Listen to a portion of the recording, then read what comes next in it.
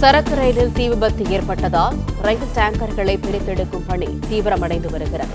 இது தொடர்பான கூடுதல் தகவல்களை தருகிறார் எமது செய்தியாளர் பாலாஜி. பாலாஜி, முழு விவரங்கள் என்ன? திருவள்ளூர் ரயில் நிலையம் அருகே மணலி புதுநகர் பகுதியிலிருந்து ஜோலார்பேட்டை வழியாக ஜோலார்பேட்டைக்கு கொண்டு சென்ற கூட்ஸ் பெட்டி ரயிலில் 15க்கும் மேற்பட்ட பெட்டிகள் கூட்ஸ் டேங்கர்கள் தீப்பற்றி எரிந்து வருகிறது.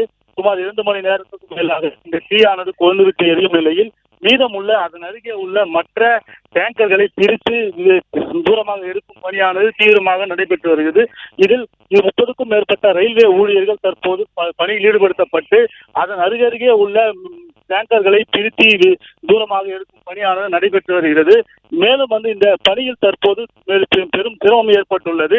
என்னவென்றால் அதன் வெப்பமானது அதிக அளவில் வெளிப்படுத்துவதால் அந்த பெட்டிகளை டேங்கர்களை வெளியே எடுப்பது சற்று சிரமம் ஏற்பட்டு, இருப்பினும் சிரமத்தை பாராமல் ரயில்வே ஊழியர்கள் அந்த டேங்கர்களை பிரித்து எடுக்கும் பணியானது தீவிரமாக நடைபெற்று வருகிறது.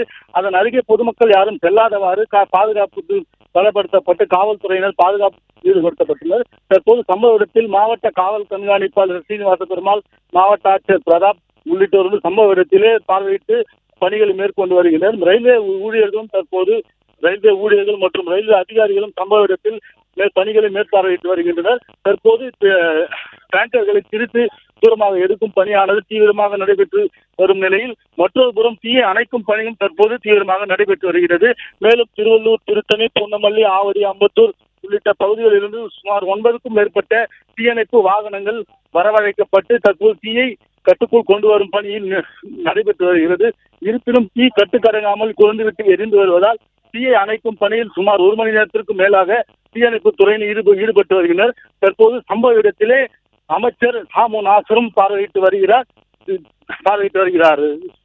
பிளே ஸ்டோர் மற்றும் ஆப் ஸ்டோரில் இருந்து பாலிமர் செயலியை QR கோடு மூலம் பதிவிறக்கம் செய்யுங்கள். செய்திகளை உடனுக்குடன் பெறுங்கள்.